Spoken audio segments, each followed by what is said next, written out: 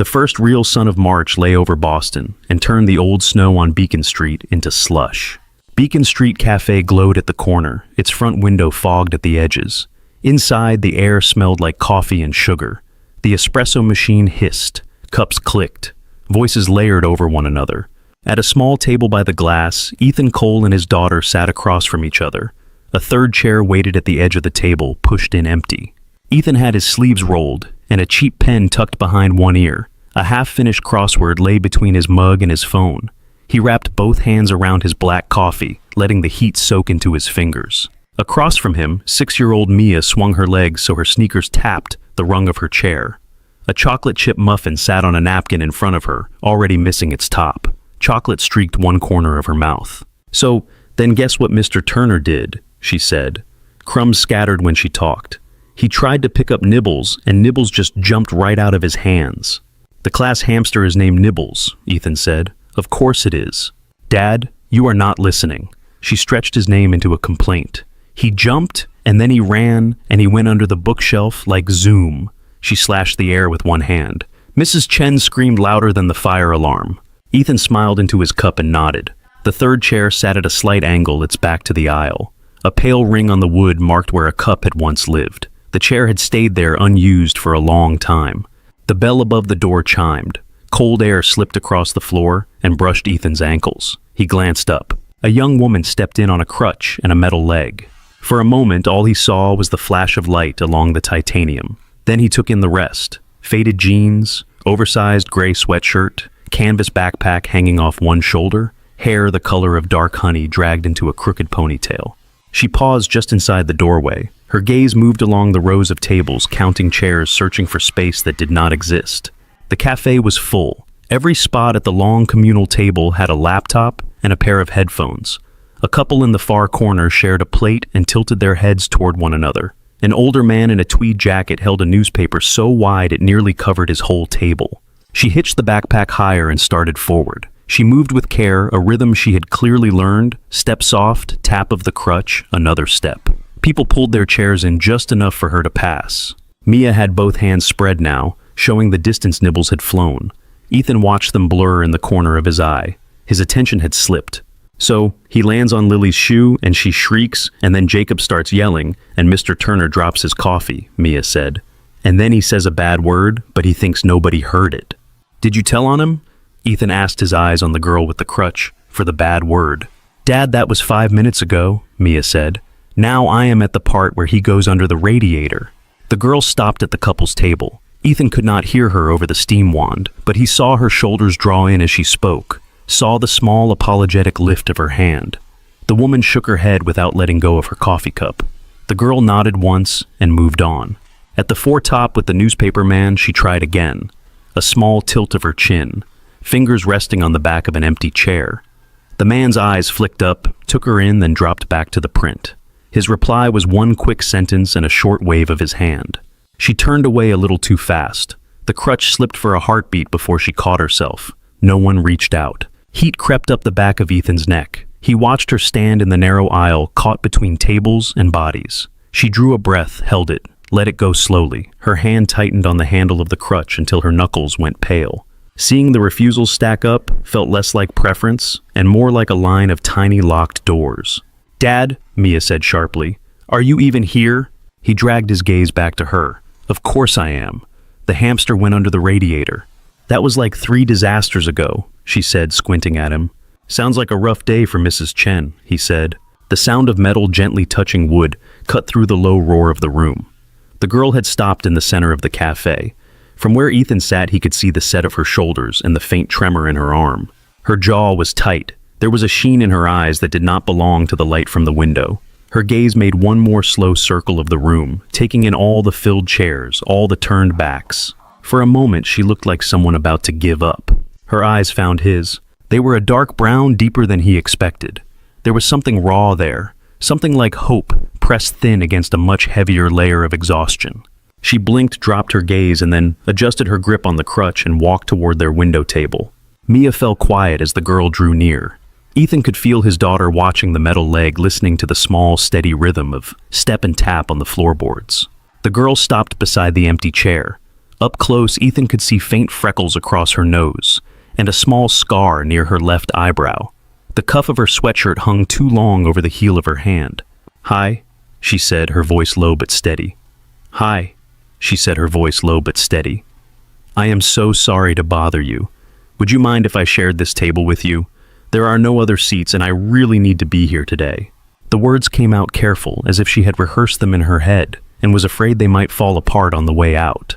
Ethan pushed his chair back before she could take the offer back. "Sure, please, sit." He stepped around the table and pulled the empty chair out for her. "I am Ethan. This is Mia." Mia sat up straighter, studying the girl like a new animal at the zoo, curious but not unkind. The girl smiled, quick and unsure. Up close, Ethan could see that her eyes were rimmed faintly pink, as if she had not slept well or had already cried once today. "Thank you," she said. "I am Riley." She lowered herself onto the chair in a practiced motion, guiding the metal leg into place. The crutch folded and leaned against the wall, bistru.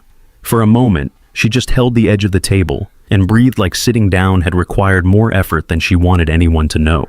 "You are welcome," Ethan said. He sat again and wrapped his hands around his mug. The space across from him, that had felt like a blank spot all winter, was no longer empty. Mia leaned toward Riley, elbows on the table. "We come here every Saturday," Maya announced. "Dad says it is a tradition. That means we have to do it forever and ever until the world explodes." "Mia," Ethan said. She shrugged. "That is what you said about voting." Riley let out a small laugh that seemed to surprise her. The sound loosened something in her shoulders. "A Saturday tradition sounds pretty nice," she said. "I would not mind one of those." A server in a red apron stepped up to their table, pad in hand. "Can I get you something?" she asked Riley. Riley glanced at the chalkboard menu, though Ethan suspected she had already memorized it while she was standing in the middle of the room. "Just a vanilla latte," she said. "And that cinnamon roll, please. The one with way too much icing." "Coming right up." When the server left, Mia pointed at Riley's folded crutch. "Is that heavy?" she asked. "I tried my friend Ava's once when she broke her leg and it was like carrying a tree." "Mia," Ethan said again but gently. "It is okay," Riley said. She tapped the crutch with 2 fingers. "This one is lighter than it looks. The leg is heavier. The leg is the overachiever." Mia giggled. "Do you race people?" Mia asked. "Because you look like you could race people." "Sometimes I race impatient elevators," Riley said, "and I always lose." The server brought the latte and set it down in front of Riley. Steam curled up in a lazy twist. The cinnamon roll arrived on a warm plate, icing shining in white swirls. Riley wrapped her fingers around the mug. Her hands were cold. She did not pick it up right away, just let the heat soak into her skin. "So," Mia said, "if this is your first time at our table, you have to tell us your favorite animal. That is the rule." "I did not know we had that rule," Ethan said. "We do now," Mia said. Riley considered this very seriously. "Favorite animal," she repeated. "Living or extinct?" "Extinct is allowed," Mia said, impressed. "Then giant tortoise," Riley said. "They always look like they have seen everything, and they are not very impressed by any of it." Mia nodded, accepting this answer. "I like otters," she said. "They hold hands when they sleep so they do not float away." Ethan watched Riley's face when Mia said that. Something flickered behind her eyes, a quick shadow.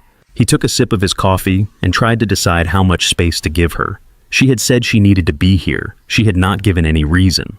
Maybe it was enough just to sit and talk about tortoises and otters and runaway hamsters.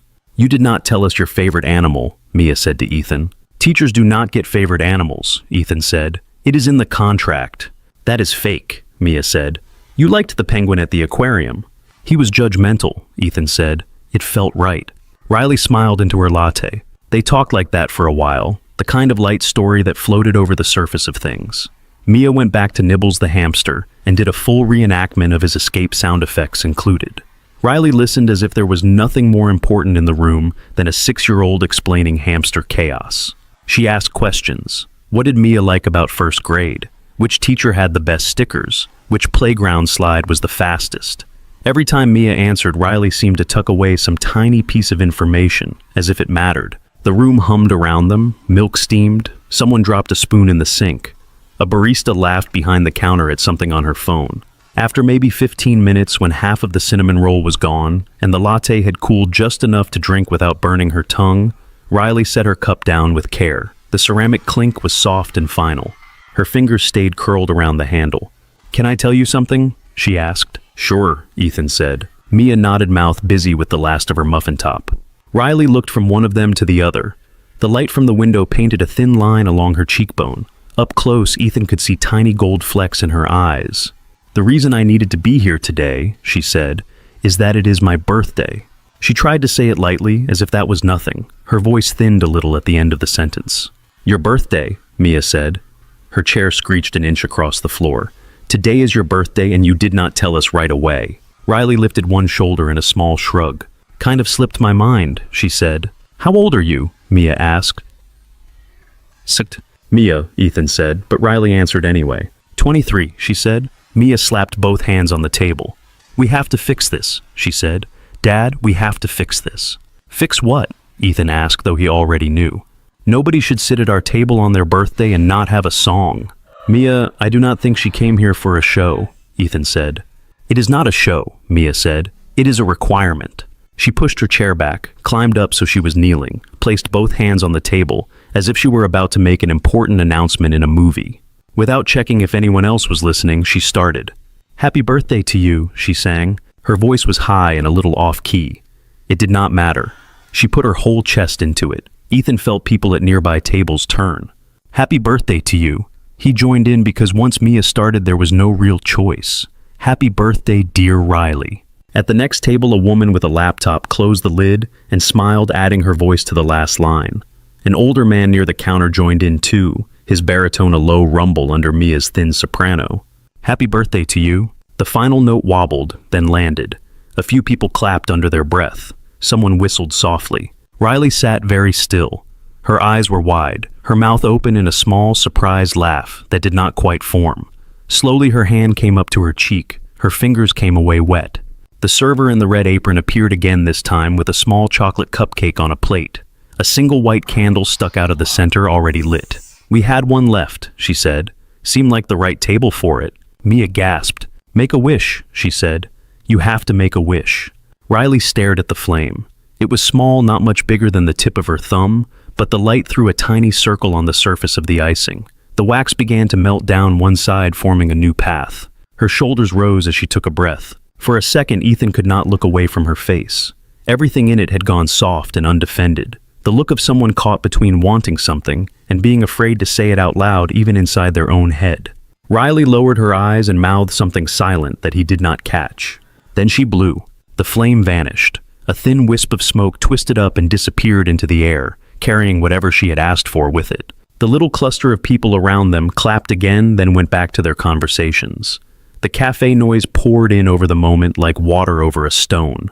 Riley laughed, a sound broken at the edges. Thank you, she said. She brushed at her cheeks with the heel of her hand and gave up when more tears slipped free. That was the nicest thing anyone has done for me on my birthday in a very long time. Everyone needs a birthday song, Mia said. She peeled the paper from the cupcake with care. That is a rule too. Ethan caught Riley's eye over the flicker of the candle smoke. There was gratitude there, and something heavier that had nothing to do with sugar or frosting. He picked up his coffee. I am glad you sat with us, he said. Riley nodded. She looked around the cafe as if fixing the scene in her memory. The crowded tables, the barista stacking cups, the window with the old snow melting in streaks outside. I almost did not come in, she said quietly. I almost turned around when I saw how full it was. What made you stay? Ethan asked. She glanced back at the empty space in front of her, the place where the candle had been, then at the chair she was sitting in. I guess I wanted to see if there was still a place for me, she said. Her fingers traced the rim of the plate, smearing a tiny streak of chocolate. There is a reason this cafe matters, she added after a moment, her voice softer. A reason I needed to be here today of all days. She did not look up when she said it, but Ethan felt the weight of the words settle on the table between them, waiting. Mia chewed the last bite of her muffin slower now, watching Riley with the sharp attention kids save for moments when adults went quiet. What reason? Mia asked. Mia, Ethan said, but he kept his eyes on Riley too. Riley turned her cup once in its saucer. The latte had left a pale ring. Her thumb traced it as if she could smooth it out. When I was little, she said, my family had a Saturday tradition too. She glanced around the cafe, taking in the brick wall, the row of mismatched chairs, the big window with its fogged corners. It was not here, she said. It was in Worcester, a place called Maple Street Diner. Old linoleum, burnt coffee, the best pancakes in the state if you ask my dad. What was his name, Mia asked. Mark, Riley said. He was a firefighter. He used to come in wearing his work jacket and everyone would clap when he walked through the door. He hated it. She smiled a little at the memory, the kind of smile that hurt on its way out. My mom was a nurse, she went on. Night shift in the emergency room. She would come straight from work, sometimes still in her scrubs. She would steal bites from everyone's plates and pretend she did not. Mia leaned her chin on her hand. Did you have a hamster? She asked. No hamster, Riley said. We had Abby. Is Abby a dog? Mia asked. Riley laughed once quietly. Abby is my little sister, she said. She is. She was 14. She wanted to be a vet. She tried to rescue every animal that breathed near our street. Stray cats, injured pigeons, one time a raccoon with anger issues. The cinnamon roll on her plate sat untouched now, the icing drying at the edges. Every Saturday, Riley said, we sat at the same booth by the window. My dad would make the same bad joke about the specials. My mom would say the coffee tasted like ash. Abby would draw little comics on the napkins. And for a few hours it felt like life was simple. Schoolwork, pancakes. That was it. She stopped. The noise of the cafe moved around them, a kind of soft cover. Ethan could picture it. A smaller town. A booth with cracked red vinyl. A family lined up on one side of the table, light pouring through glass. He had his own stack of weekend rituals. He knew the comfort of repetition and the hole it left when it was gone. What happened? Mia asked. Her voice had dropped, as if she felt she should whisper, even though no one had told her to. Riley looked down at her hands. The skin along her knuckles was faintly shiny, as if it had healed from some long-gone scrape. There was a house, she said, 3 floors, old pipes. The landlord kept saying he would fix them. Her eyes focused somewhere beyond the table. It was January, cold enough that the windows froze on the inside. I remember because I drew little faces in the frost on the glass in my room. Abby told me they looked creepy. She let out a breath that sounded like it had been held for a very long time. I went to bed with my headphones in, she said. Abby was still awake, reading with a flashlight under her covers. My parents were already out. My mom had an early shift. My dad was on call. The chatter of the cafe faded in Ethan's ears. He heard the hiss of the espresso machine, but it sounded distant, like steam through a wall. There was a smell first, Riley said. Under the laundry soap, under the leftover pizza. Something sharp, like the gas stove when it does not catch right away, only worse. I remember thinking I would tell my dad in the morning, so he could yell at the landlord again. Her fingers tightened around the cup. I did not make it to morning, she said. Mia had gone absolutely still. Her muffin wrapper lay crumpled in her fist. There was a sound, Riley said. Loud for a second, and then nothing, like the air got punched. She lifted her hand and brought it down an inch above the table, stopping before she hit it. The floor moved, she said. The ceiling came down. I did not feel pain at first, just heavy, like something was sitting on my chest. Then there was dust. In my mouth, in my eyes. I tried to call for Abby, but it was like shouting into a pillow. She blinked as if clearing grit from her lashes. There were voices somewhere, she said. People outside, I think. Someone yelling for quiet, then for Mark, then for medics. It felt very far away. I remember thinking that my dad would be mad if he knew I had gone to bed with my headphones on. Her throat worked. She picked at a line in the paper wrapper under the cinnamon roll. I woke up 3 days later in a hospital in Boston, she said. The doctor told me they had to pull me out from under a stairwell, that I had been pinned by a beam, that they were amazed I was alive. She swallowed. They told me I was lucky. They told me that a lot. Lucky to be alive. Lucky it had not been worse. She shifted slightly. The metal leg bumped to the underside of the table with a dull tap. They had to take the leg, she said simply. Too much damage. They tried, but it was not enough. I went to sleep with 2 legs and woke up with 1. Mia's eyes went to the metal limb under the table, then back to Riley's face. What about your mom? Mia asked very softly. And your dad. And Abby. The question hung there, obvious and still hard to say out loud. Riley looked at her. Her eyes were wet again, but she did not look away. They did not wake up, she said. The floor gave out under them. The fire went through the house. The landlord had been warned about the old boiler for months. He kept saying next week, next paycheck, next month. Her jaw tightened on the last words. By the time the firefighters got there, the staircase was gone. They found my parents near the kitchen. Abby was in the hallway. They said it was quick.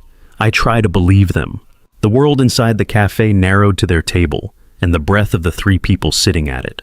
Ethan felt pressure in his chest, a mix of anger at a landlord he would never meet, and a helpless ache at the line of quiet sorrow in Riley's shoulders. Mia slid off her chair without warning. Her sneakers squeaked on the floor. She walked around the table and stopped beside Riley. For a second, she just stood there, close enough that Riley could see the uneven part in her hair, the tiny smear of chocolate at the corner of her mouth. Then Mia wrapped both arms around Riley's middle and leaned in. "I am really sorry," Mia said, her voice muffled in Riley's sweatshirt. "I am really, really sorry they died." Riley's hand hovered in the air, then settled carefully on the back of Mia's head. "Me too," she said. Mia squeezed tighter. "But you are not by yourself right now," Mia said, "because you are at our table." The words were simple and blunt, as only a child could make them. Riley let out a shaky breath. Her other hand came up to cover her mouth. Her shoulders started to shake. She did not make a lot of noise, but tears ran over her fingers. Ethan stood slowly and came to stand on the other side of her. He did not reach for her, not at first. He just stood close enough that if she leaned, he would be there. "It is okay," he said quietly. "You do not have to hold it together here." She leaned, not much, just enough that her shoulder brushed his chest, enough that he could feel the tremor running through her. They stayed that way for a while, 3 bodies in a small huddle beside a table in a crowded cafe, while the rest of the room kept moving around them. Orders were called, doors opened and closed. Somewhere a child laughed at something on a tablet. When Riley finally pulled back, she wiped her face with a napkin, then another. Her nose was pink now. She laughed a little, the sound thin but real. "I am so sorry," she said. "I did not mean to fall apart on your Saturday." "You did not fall apart," Ethan said. "You told the truth." Mia climbed back onto her chair and tugged her braid over one shoulder, as if bracing for the rest of the day. Riley glanced at the window. Outside, the light had shifted a little. People walked by in coats, hoods down, now that the sun had some strength. "After the hospital," she said, "I moved in with my aunt in Providence. She is kind. She painted the walls of the guest room my favorite color and pretends not to see when I cannot sleep." She cleared her throat. "Today is the first time I have come back to a cafe on a Saturday since it happened," she said. "I have walked by this place a dozen times. I kept thinking it looked close enough to Maple Street. Big front window, old wood tables, people who look like they have stories." She looked at Ethan, then at Mia. "I thought if I sat in a place that felt a little like home used to feel, maybe I could remember the good parts without it hurting quite so much. Or at least find out if that was possible." Ethan followed her gaze to the window. The reflection of the 3 of them sat there in the glass, faint but present. "I am glad you chose here," he said. Riley let out a small breath. "So am I," she said. The server appeared again with a fresh pot of coffee.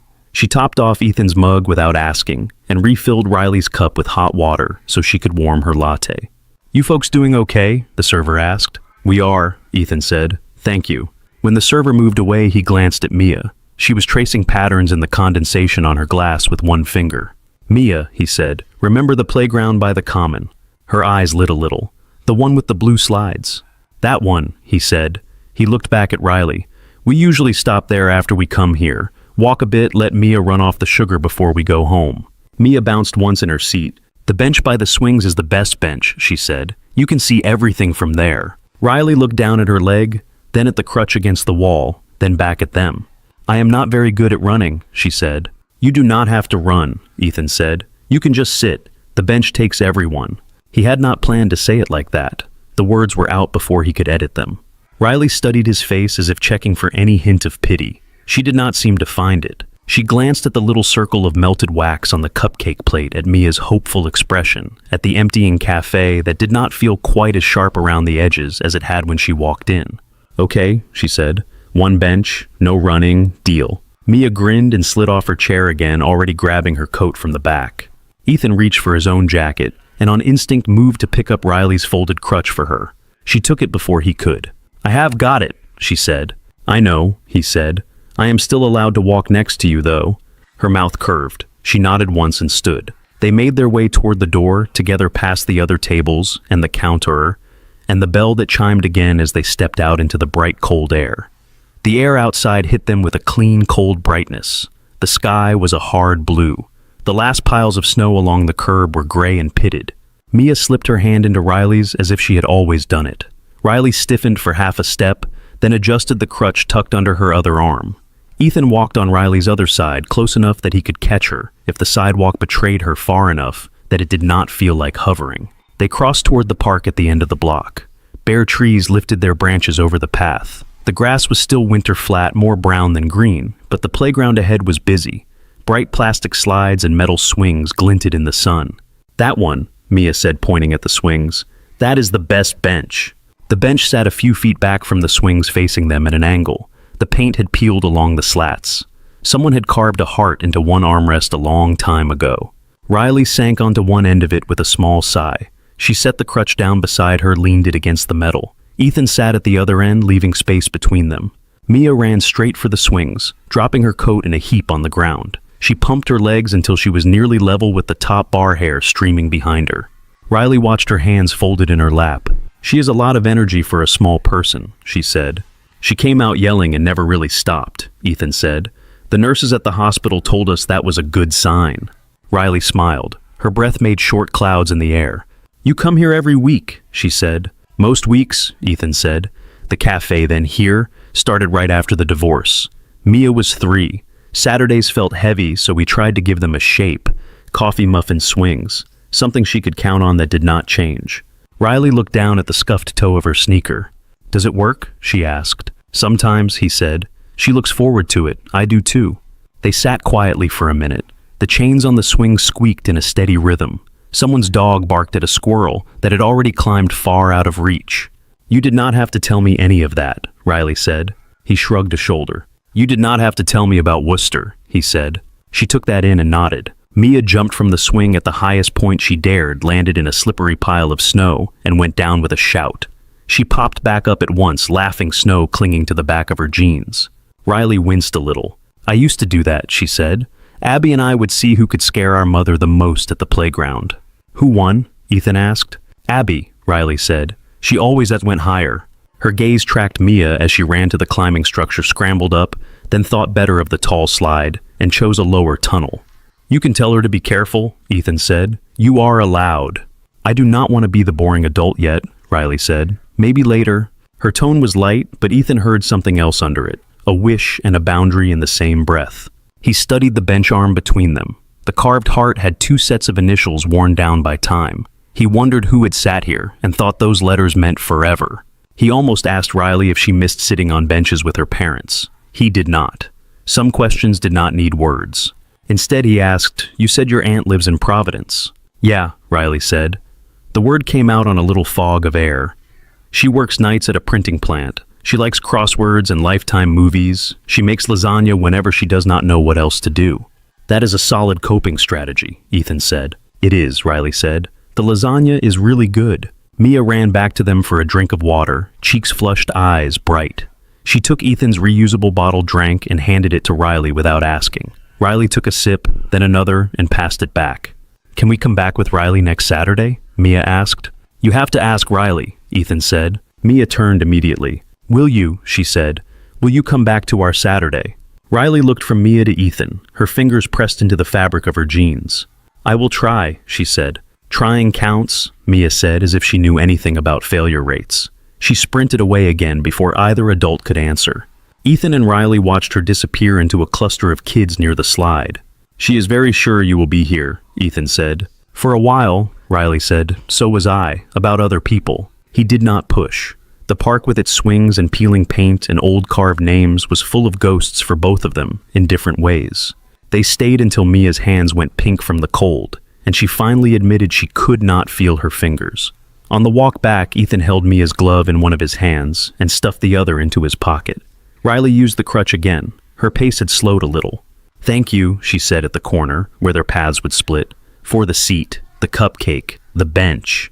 "You are welcome," Ethan said. "We are here most Saturdays." She nodded, gripping the strap of her backpack. "I know where to find you now," she said. The next Saturday she did. She came through the cafe door in a navy coat that had seen better winters and a knit hat pulled low over her ears. This time she did not scan the room first. Her gaze went straight to their table by the window. Mia waved both arms like she was marshalling an airplane. "You came back," she said when Riley reached them. "You sound surprised," Riley said. "You said you would try," Mia said. "Sometimes people say that and they do not." Riley considered that. Sometimes it was still. Sing be.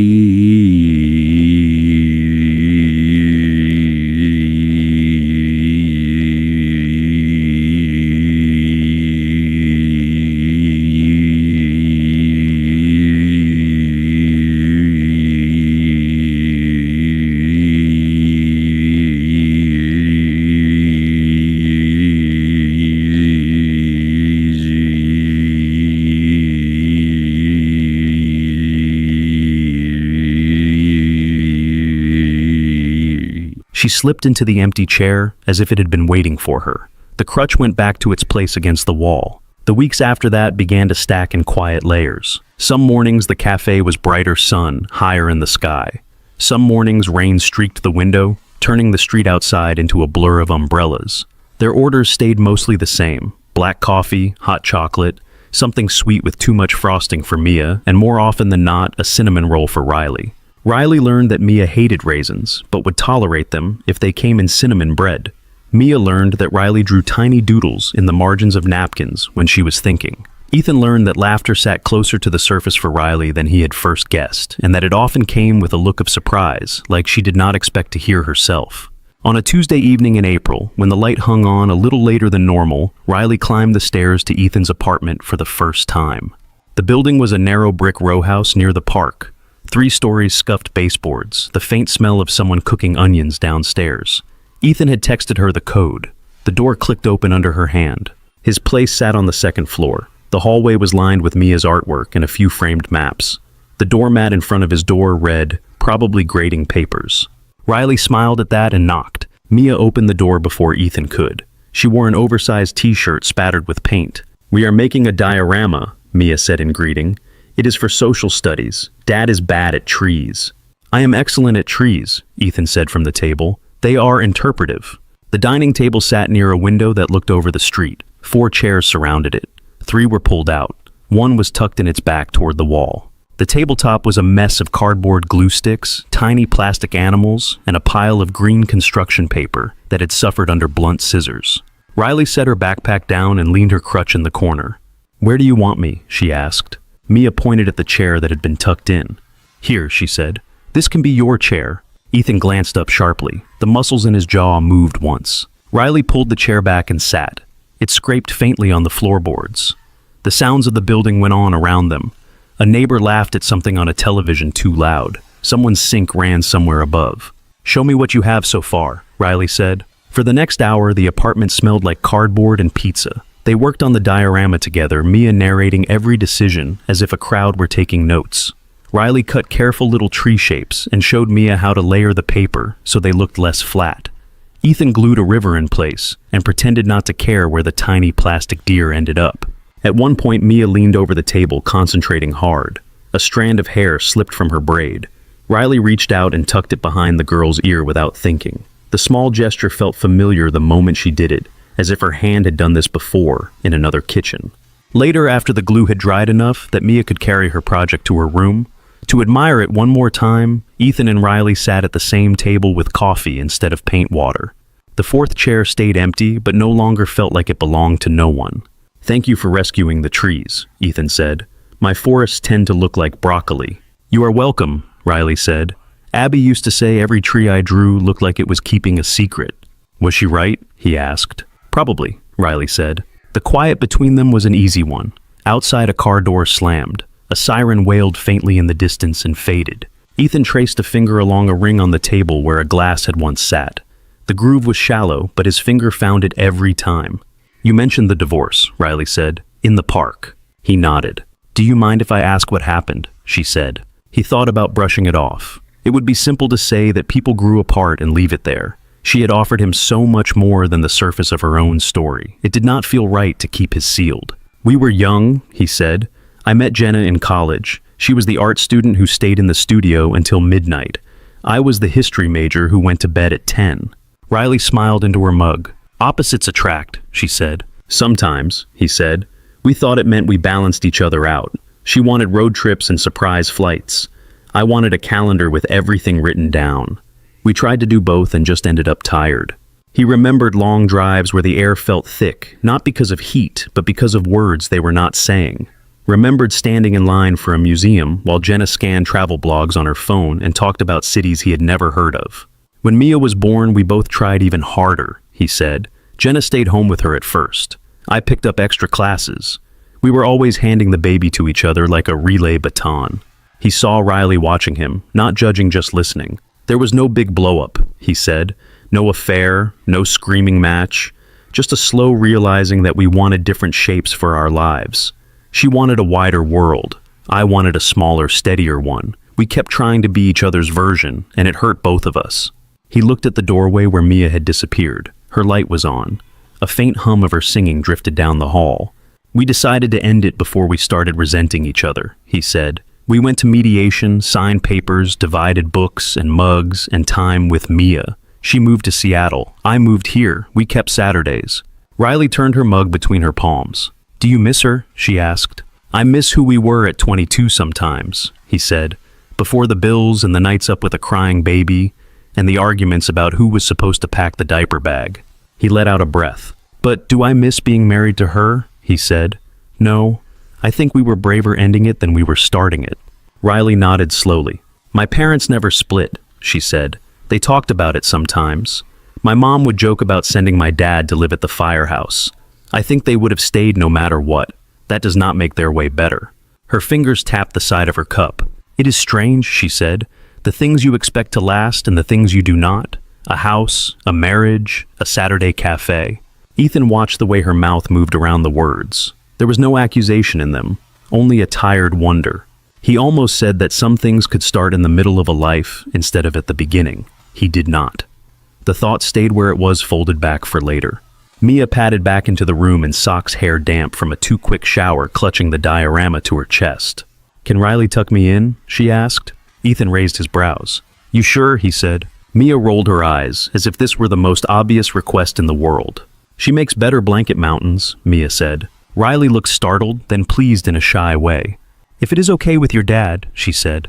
"It is," Ethan said. He watched from the doorway as Riley adjusted the covers around Mia, listened to them negotiate how many stuffed animals could fit on one pillow. The soft murmur of their voices braided with the old floor creaks and the hum of the heater. When the apartment was quiet again, and Riley stood by the door with her coat on and her crutch under her arm, Ethan opened it for her. "Thank you for coming," he said. "Thank you for having me," she said. "You and Mia and the trees." He smiled. She took the stairs carefully. He waited until he heard the building's front door close before he went to the window. From there, he could see the street below, washed in the sodium glow of the streetlight. Riley stepped out, tucked her chin into her scarf, and walked away, the rhythm of step and tap steady on the sidewalk. For the first time in a long while, when he looked back at his own table with its 4 chairs, the extra one did not feel like it belonged to a past that was gone. It felt like it was finally in use again. Spring leaned in slowly after that. The piles of snow on the sidewalk shrank. The wind stayed sharp, but the sun started to feel like something you could trust again. Saturdays settled into a pattern that felt less like a ritual and more like a life. They met at Beacon Street Cafe. Mia bolted for the case to check if the sprinkle selection had changed. Ethan ordered without looking at the menu anymore. Riley came through the door with a little less hesitation each time. Some days she wore a knit hat pulled low. Some days a soft blue beanie that Abby had once claimed made her look like a cartoon character. Her crutch tapped its quiet rhythm on the floor, then rested against the wall beside the same chair. They talked about Mia's spelling tests, about Ethan's students, and their creative approaches to not doing homework, about Riley's freelance clients. "It is a logo for a dog walking service," Riley said one Saturday, drawing a quick sketch on a napkin. "They want the dog to look fun, also professional, also reliable, also like it could pay taxes." Mia frowned at the drawing. "He looks like he is hiding something," she said. "He is hiding your math homework," Ethan said. Riley laughed. The sound fit in the air above their table the way the steam from their cups did. Text messages filled the spaces between Saturdays. Pictures of Mia's lopsided clay project. Photos of an absurdly huge cat that belonged to Ethan's neighbor. A shot from Riley's bus ride at dawn, when the sky turned the highway the same bruised pink as the inside of a seashell. On a rainy Thursday night, a streak of water ran down Ethan's kitchen window, crooked as a child's drawing. His phone buzzed. "Riley, do you ever feel like the weather is stuck in a mood?" "Ethan, I teach 8th grade. The weather is calmer than my classroom." Riley, point taken. She sent a picture of her laptop open on a glowing screen, a half-eaten burrito in the corner of the frame. Riley, Aunt Lila says, "If I finish 2 more mock-ups, I can choose the next terrible movie we watch." Ethan, choose the one with the least explosions. Riley, there are no explosions, only feelings. Ethan looked at the rain on the glass and thought of her in a different city, working in a room that did not yet feel like home. The distance between Boston and Providence felt smaller than it used to. Still, it was there. The next Saturday, Mia was at a birthday party in the morning. Ethan met Riley at the cafe without a 6-year-old buffer for the first time. The room seemed a little quieter, or maybe it was just that there was more space at their table. Riley slid into her usual chair and unwound a scarf from around her neck. Her hair was damp at the ends from the mist outside. "No hot chocolate debate today," she said. "She will grill you later for missing it," Ethan said. "She has questions about your stance on unicorns." "I should prepare a statement," Riley said. They ordered. The muffins looked the same. The coffee tasted the same. The empty chair at the end of the table stayed pushed in the way it always did when it was just Ethan and Mia. Ethan nodded at Riley's backpack. "You came in from Providence this morning?" he asked. "Yeah," she said. "Early train, 45 minutes. As long as no one pulls the emergency brake to impress their friends." "You must be tired of that ride," he said. "You would think so," she said. "But I tend to overthink on trains, so it is very efficient. Anxiety plus transportation." He smiled. She held his gaze a moment longer than usual, then looked down at her hands. "I have been looking at apartments," she said. He sat up a little straighter. "In Providence?" he asked. "In Boston," she said. "Close to here if I can swing it." The words landed between them. The cafe noise went on around them, the espresso machine exhaling in bursts. She kept talking before he could say anything.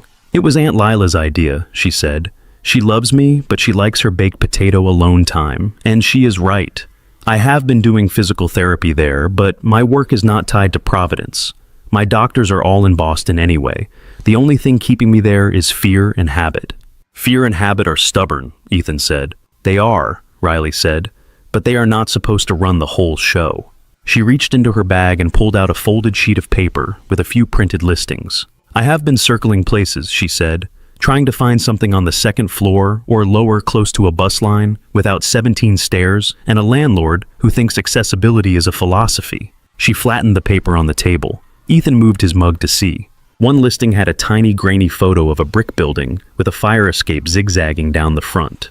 Another showed a kitchen the size of a walk-in closet. He frowned. "That one is too far from the T," he said, tapping the first listing. "And that one looks like a set from a horror movie." "You are very opinionated for someone who is not on the lease," Riley said. He looked up at her. "You are serious," he said. Her eyes met his. There was a flicker of uncertainty there, and underneath it something like resolve. "I think I want to try," she said, "to build a life where I actually spend my time, not just pass through on weekends." He felt something in his chest shift, like furniture being moved quietly in another room. "Then we should find you a place that is not haunted," he said. That was how Ethan Cole found himself spending a string of lunch breaks, scrolling through rental listings on his phone.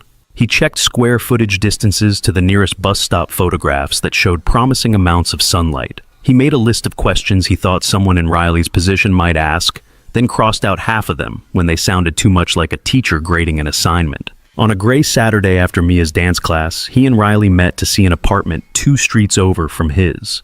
The building was old brick, 3 stories, with a small stone stoop that had been worn smooth by years of footsteps.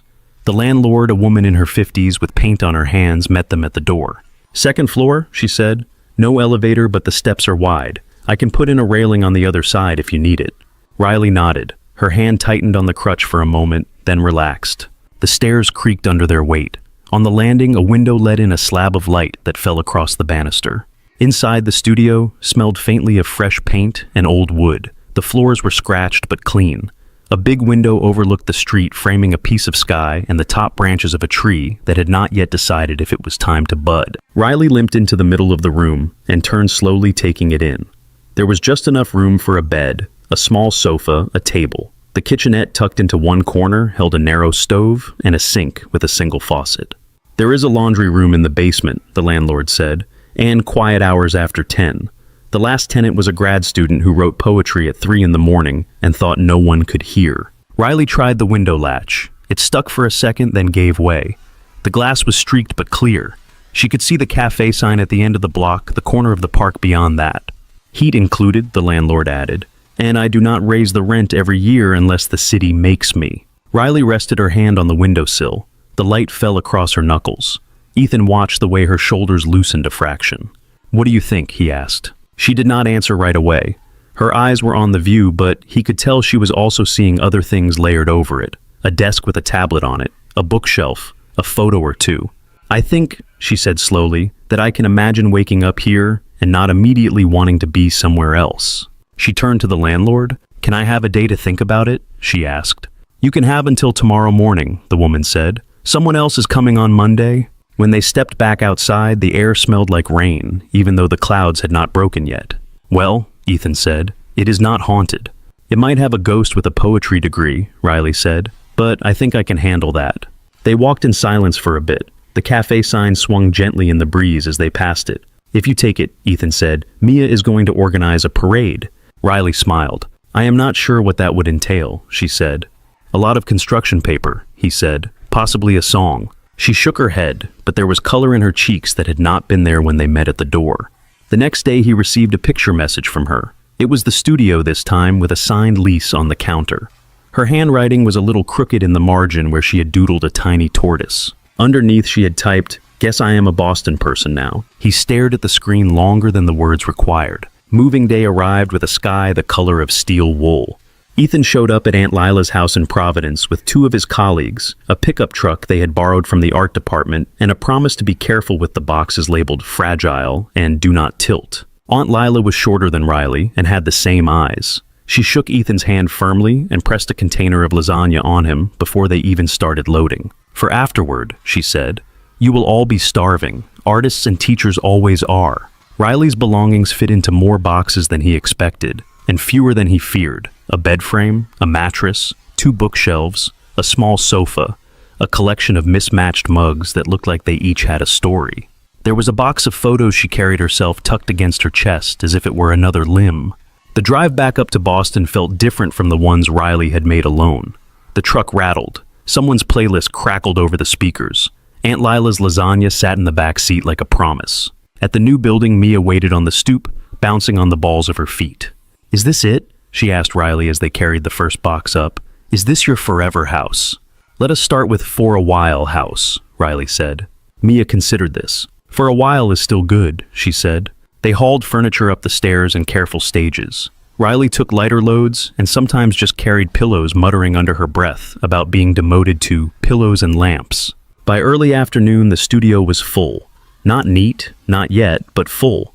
The bed stood under the window. The sofa hugged one wall. The table waited near the kitchenette with 3 mismatched chairs around it, one more than she needed. Mia stuck handwritten labels on cabinets, plates, cups, magic snacks. One crooked piece of tape on the front door read, "Riley's Place," in wobbly marker letters. Ethan's colleagues said their goodbyes and took the truck. Aunt Lila hugged her niece hard at the door, told her to answer her phone, then left with a final look that held both worry and pride. By the time the sun started to slide behind the buildings across the street, only Ethan and Riley and Mia remained. They sat on the floor around the lasagna, eating off paper plates. The room smelled like tomato and cheese and cardboard. "This is the best restaurant," Mia declared. "It has very strict reservations," Riley said. "You have to know the chef." Mia sprawled on the rug afterward, watching a cartoon on Riley's laptop. Her eyelids drooped halfway through the second episode. Ethan closed the screen and tucked a blanket around her. "She is out," he said. Riley leaned against the sofa leg stretched in front of her, one metal, one not. The light from the window had gone from bright to soft, a kind of liquid gold that smoothed the edges of the boxes and made the scratches on the floor look intentional. "This feels strange," she said. "In a good way, like when you step off a boat and the ground still feels like it is moving." "You will get your land legs back," he said. She looked around the room. "It is mine," she said as if she was testing the words. "This is my place." Her eyes landed on the window. Outside, the streetlights blinked on. Her reflection looked back at her in the glass, slightly doubled by the angle. Behind her reflection, Ethan's shape was there, 2 softer taller. "I do not remember the last time I could say that," she added. He watched her profile the way the evening light caught the small scar near her brow, the line of her mouth. His chest felt too tight and too open at the same time. She turned her head and caught him looking. For a second, neither of them looked away. "Thank you," she said quietly, "for hauling things, for talking me into a non-haunted apartment." "You did all the hard parts," he said. "I had help," she said. On the floor, Mia murmured in her sleep and rolled over, one hand flopping onto Riley's foot. Riley looked down at the small, trusting weight resting there. Her face softened. Something in the room shifted then. Not the light, not the temperature, something less visible and more important.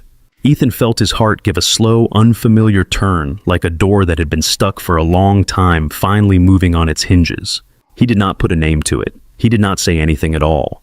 He just sat in the middle of Riley's half-unpacked studio with a sleeping 6-year-old on the floor and the woman who owned the boxes sitting beside him and let the feeling settle where it wanted to stay. Riley's studio began to look less like a storage unit and more like a place someone lived. The boxes disappeared one by one. A second-hand rug covered the worst of the floor scratches. A string of warm white lights zigzagged along the wall above the bed. Photos of her parents and Abby stood on the windowsill, their edges catching the light in uneven ways. On Friday nights, Aunt Lila called for updates and to ask if Riley was eating real food or surviving on crackers. On weeknights, the studio hummed with the low buzz of her tablet and the click of her stylus. On Saturdays, her door stayed propped open a little longer than necessary as she made her way down the stairs. Beacon Street Cafe, then the park, then sometimes Ethan's apartment. The pattern thickened into something that felt less fragile. One evening in late May, the sky outside Ethan's kitchen window glowed a soft peach before sliding toward gray. The table was covered in construction paper and the remnants of grilled cheese. Mia sat at the far end, tongue between her teeth, cutting out crooked stars for a class bulletin board. Ethan graded essays with a pen that had started the week full of ink and was now protesting. His phone buzzed face down on the table. The screen lit up beneath his hand. He flipped it over out of habit. Jenna. His chest did a small familiar lurch that had nothing to do with romance and everything to do with history. He glanced at Mia. She was humming to herself, unaware. He stood, pulled the phone off the table, and stepped into the hallway. "Hey," he said. "Hi." Jenna's voice came bright in his ear with a faint echo. "Did I catch you at a bad time?" "Just grading," he said. "Mia is massacring construction paper in the next room." "I will keep it short," she said, though her tone said she would not. "I have news." He leaned against the wall. The paint was cool on his shoulder. "Good news?" he asked. "Yeah," she said. "Great, actually. I got an offer. Museum of Fine Arts, assistant curator. They want me in Boston by the end of the summer." For a second, all he heard was the word Boston. The rest crowded in after a rush of job titles and dates. "They hired you," he said. "That is incredible, Jen. You have wanted that for years." "I know," she said. He could hear the smile in her voice. "I screamed into a pillow when I hung up so I would not terrify my neighbor. I wanted to tell you before I posted anything." His eyes went to the doorway. From here he could see Mia's bare feet swinging under her chair. "So you are moving back," he said. "That is the plan," she said. "I have been thinking about it for a while, even before the offer. I miss her, Ethan. Missing whole weeks of her life is starting to feel like I am watching from another room." He thought of the times Mia's face softened after a video call, then settled into something more neutral. The way she turned the word Seattle into a faraway place in her sentences. "She will be thrilled," he said. "There is something else," Jenna said, and the lift in her voice dimmed a little. "I have been in therapy." He almost smiled. "Congratulations," he said. "Smart ass," she said. "I have been thinking about us. How fast we jumped from we are not working to let us sign papers and never speak of this again. We were kids. We were scared. We did the best we could, but I am wondering if we were too quick to walk away." He let her words sit. The hallway seemed narrower than it had when he stepped into it. "What are you saying?" he asked. "I am saying," she said carefully, "that maybe we could think about whether there is anything left worth exploring. Not now, not next week. I know you have a life. I am not trying to bulldoze into it. But once I am there, if it felt right, maybe we could try a dinner that is not about drop-offs and pickups. For Mia, for us." There it was, the shape of the thing she wanted laid out like a blueprint. "You want to get back together," he said. "I am not asking you for an answer," she said quickly. "I just did not want to come back and pretend the thought had not crossed my mind. A real family in one city. Both parents in the same zip code. That is not nothing, Ethan." He closed his eyes for a moment. Images flashed uninvited. Mia at that table, all three of them in this apartment, an old picture pulled into the present and stretched over people who had changed. "Jen," he began, "you do not have to say anything tonight," she said. "Seriously, I might regret even bringing it up. Just think about it. If not for us, then for her." He opened his eyes. A small cutout paper star drifted past the doorway and landed on the floor as if the conversation had shaken it loose. "I will think about it," he said, "because anything else on that sentence would be a lie." "Okay," she said. "Tell Mia I love her. I will call tomorrow." They hung up. The hallway returned to its ordinary quiet. The voices from a neighbor's television seeped through the wall, some sitcom laugh track badly timed. Ethan stared at the dark screen for a moment longer, then walked back into the kitchen. Was that Mom? Mia asked at once. Yay, he said. She has news. Her whole body straightened. Good or bad? She asked. Good, he said. She got a new job. She is moving back to Boston. The scissors dropped from Mia's hand and clattered on the table. Her mouth fell open. Here, she said. Like here, here, not visit here. Here, here, he said, unable to stop a small smile at the way she repeated it. She will live in the same city again. Mia squealed. The sound rang off the cabinets. Can I call her? She asked, already scrambling for the phone. She said she would call tomorrow, he said. She wanted me to tell you first. Mia bounced in her chair, hands on her knees. This means, she said, words spilling over one another. This means I can see her after school, and not just on screens and planes. This means holidays. This means maybe if you and Mom are in the same place, you can fall back in love. The last sentence came out in a rush. She stopped watching his face. Ethan's stomach dropped a little, as if he had stepped off a curb he had not seen. It is not that simple, he said, careful. But it could be, she said.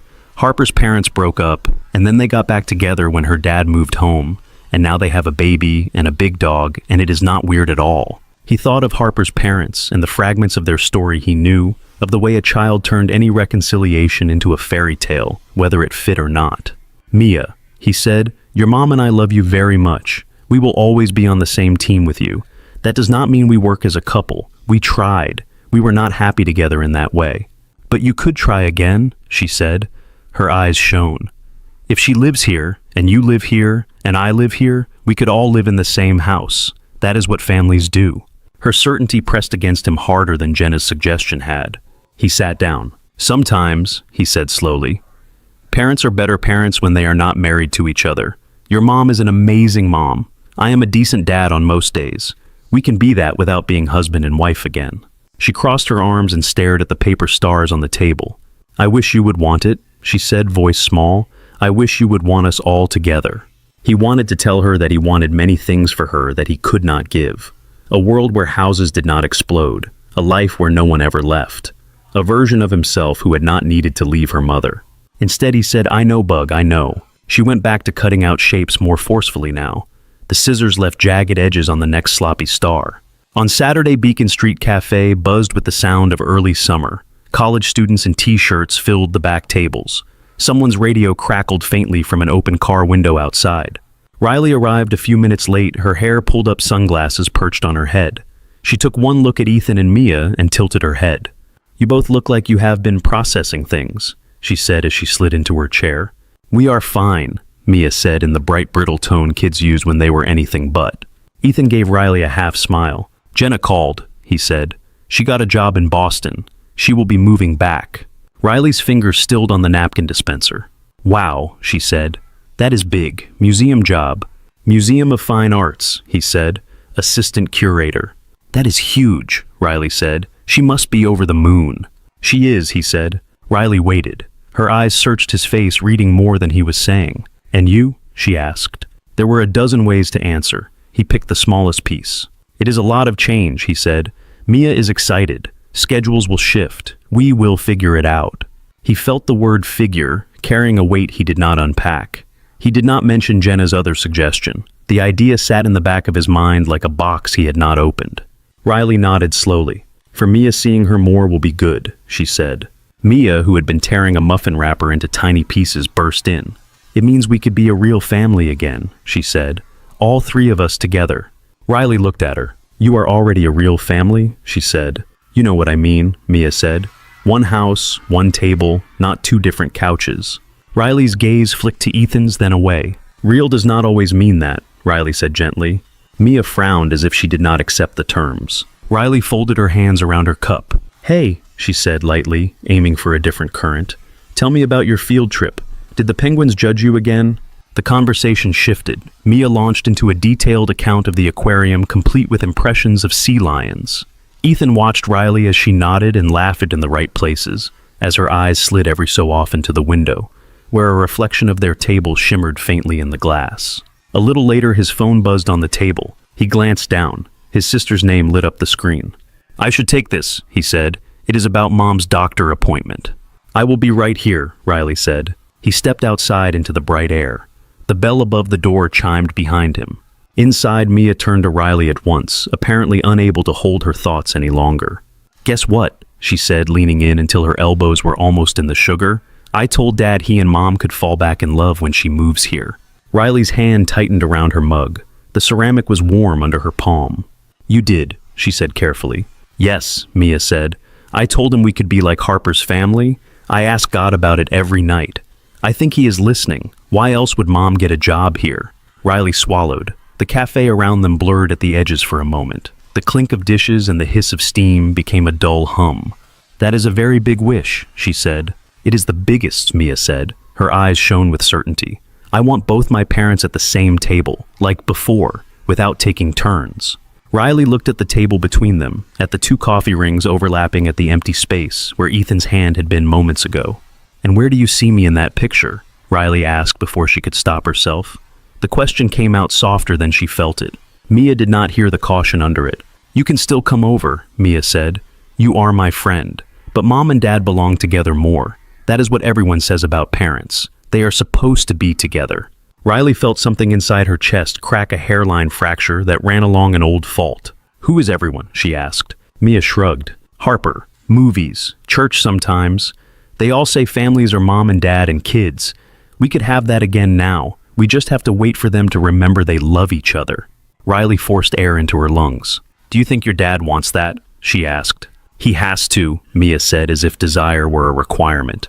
"He loves me. He knows it is better for me. He just needs time to get used to the idea." Ethan's reflection appeared in the window for a second, crossing behind her shoulder as he moved past other people outside. Riley watched it, then looked back at Mia. "I see," she said quietly. Mia reached for a sugar packet and started tearing it into neat strips, unaware of the storm she had summoned. The door opened. The bell chimed. Ethan came back to the table, sliding his phone into his pocket. "Everything okay?" he asked, in distant sound. "Grandma is fine," he said, just arguing with her doctor about salt again. Mia grinned at that. The tension she had carried had nowhere to go, so it settled into the twist of a sugar wrapper. Riley smiled too, but it did not reach as far as it usually did. That night in her studio, the city hummed outside Riley's window. Car lights moved along the street below. Somewhere a siren wailed and then faded. She lay on her back on the bed, one arm flung over her eyes. The ceiling above her was a blank, pale plane. The glow from the city lights turned it the color of ash. Mia's words replayed in her head, each one finding an old place to land. Real family, both parents, supposed to be together. The photos on her windowsill caught the faint light. Her father in his fire jacket, her mother in green scrubs, Abby with marker on her nose. They looked like they belonged together in a way that had ended without their consent. Riley sat up and swung her legs over the side of the bed. Her metal foot touched the rug with a soft thud. The studio smelled like late-night coffee and the last of Aunt Lila's lasagna in the fridge. She crossed to the window and rested her forehead against the cool glass. Her reflection met her. Behind it, the streetlights turned the sidewalk into stripes. She tried to imagine Mia in a few years old enough to understand everything they were all trying not to say. She imagined the girl looking back and seeing the period where her mother came home and her father was with someone else. Seeing Riley as the wedge that kept some picture from snapping back into place. The idea made bile rise in her throat. She pressed her fingertips to the glass until her nails hurt. "You do not get to keep everything," she whispered to herself. "You already kept your own life when they lost theirs. You do not get to take more." Her phone lay on the little table by the bed. The screen was dark. She picked it up and opened a message thread without thinking.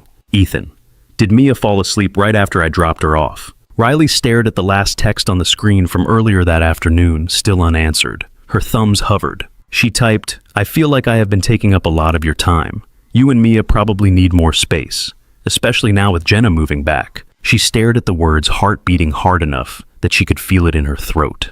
She hit send before she could change her mind. The message whooshed out into whatever clouds stored their conversations. The small delivered mark appeared. On the sill, the photo of her family leaned against the glass. Their faces caught a passing sweep of car light. For a second, it looked like they were moving like someone had just called their name, and they were about to turn. Riley closed her eyes. In the quiet of the studio, with the city breathing just outside the glass, she began to pull herself backward in her mind, one careful step at a time. Ethan was rinsing dishes when his phone buzzed again. He dried his hands on a towel and picked it up, expecting a spam email or a school notification. Riley's name glowed on the screen instead. I feel like I have been taking up a lot of your time. You and Mia probably need more space, especially now with Jenna moving back. He read it twice.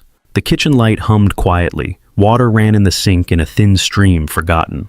In the living room, the muted glow from the television painted the couch in shifting colors.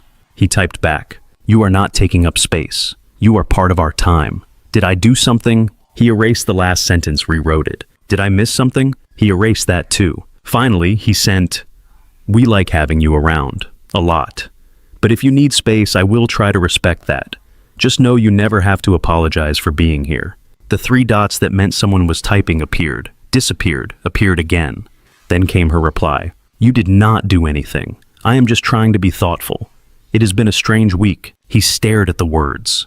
They were the kind someone used when they wanted to close a door without slamming it. "If you ever want to talk about strange," he wrote, "I am almost a professional." He added a crooked smile emoji and then deleted it. He sent the sentence bare. This time there was no answer. He set the phone on the counter and forced himself to finish the dishes. The clink of plates sounded louder than usual. The next day he texted her a picture of Mia's lopsided paper stars taped to the fridge. Star charts now. She is renaming constellations. One of them is apparently called the Big Nibbles. 10 minutes passed. 20. "Cute," Riley wrote. "Tell her the Big Nibbles definitely controls the tide." No follow-up, no joke, no question. On Friday he sent movie night tomorrow. Mia is lobbying for animated chaos. You in? He waited through the rest of his planning period. Through bus duty, through the walk home. Sorry came later that evening. I am slammed with a deadline. Rain check. Saturday morning the cafe felt too big. Ethan and Mia sat at their usual table by the window. The empty chair across from him seemed more obvious than it had in months. "Is Riley coming?" Mia asked as she peeled the paper from her muffin. "She has work," Ethan said. "Big project." "She always has big projects," Mia said. "She still comes." He stirred his coffee and watched the door. Each time it opened, a small part of him expected to see a knit hat and a canvas backpack. Each time, someone else walked in. They went to the park after just the two of them. The bench by the swings held their coats and Ethan's coffee cup. The space on one end felt cold and unused. The week slid past. Papers to grade, emails to answer, a faculty meeting that should have been an email. When he texted Riley, she responded, but the messages landed like pebbles skimming the surface instead of stones dropping into the same pool. Saturday, he tried again. "Beacon at 10, she replied after an hour. "Not feeling great, going to stay in. Have fun with Mia for me." He reread "for me" until the words blurred. At the cafe, Mia sat with her chin in her hand, stirring her hot chocolate until the whipped cream vanished into a pale foam. "She is sick," Ethan said. "She needs rest." "Did we make her mad?" Mia asked. The question pierced him. "Why would you think that?" he asked. "Because people do not just stop coming," she said. "Not if they like you." He thought of people who had stopped coming. He thought of his own threshold for walking away. It felt wrong to feed her any easy answer. "I do not think she is mad," he said. "Sometimes people pull back for reasons that have nothing to do with us." Mia frowned. "That sounds like adult nonsense," she said. He almost laughed. It caught in his throat instead. The third Saturday without Riley was worse. Mia dragged her feet on the walk into the cafe, kicking at a crack in the sidewalk until her shoe scraped.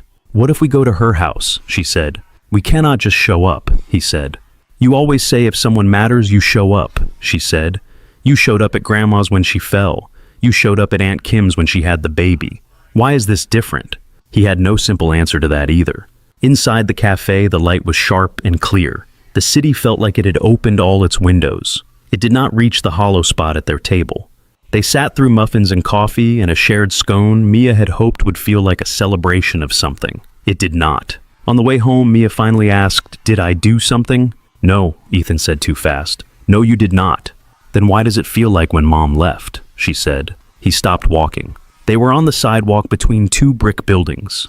Window boxes over their heads held last year's dried flowers. A bus roared past, wind pushing at their coats.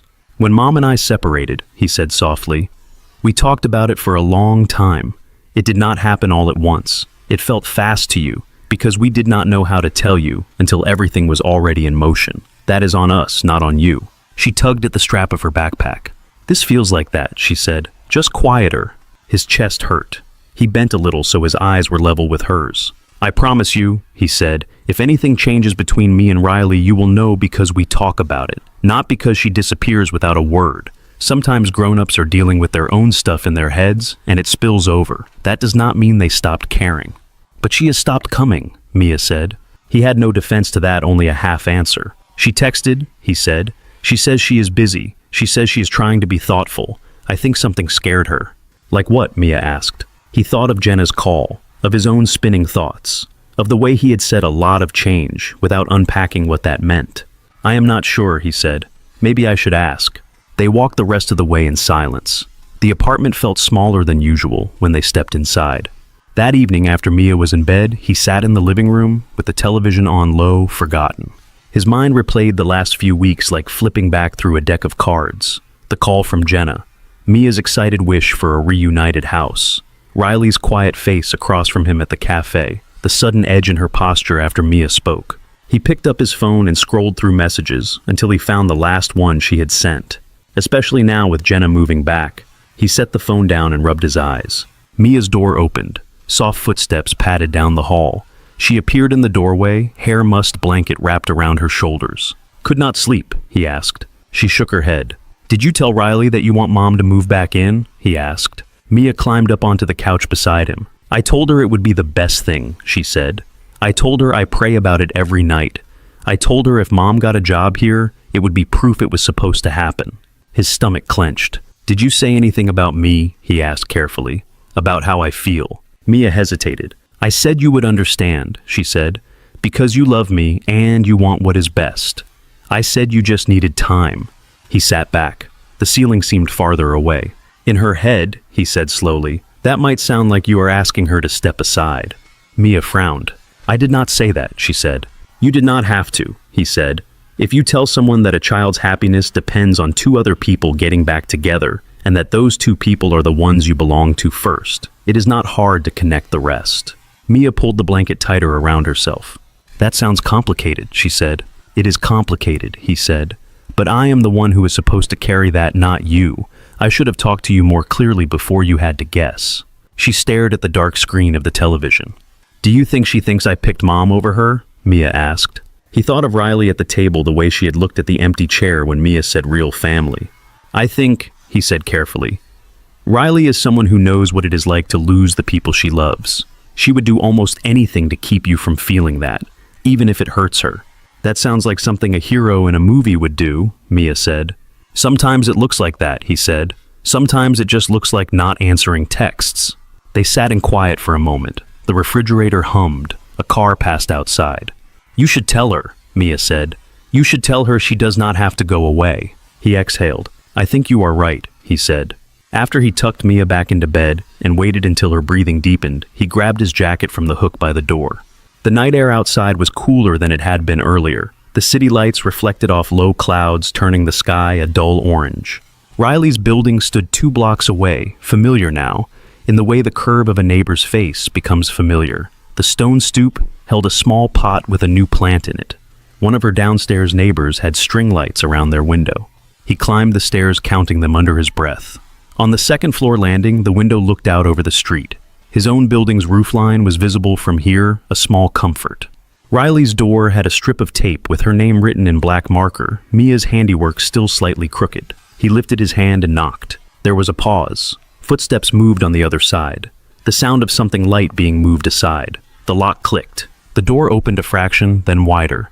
Riley stood there in an oversized t-shirt and leggings, hair pulled up into a messy knot, no makeup. Eyes rimmed with the soft blur of someone who had not been preparing for company. For a heartbeat, her face flashed from surprise to concern.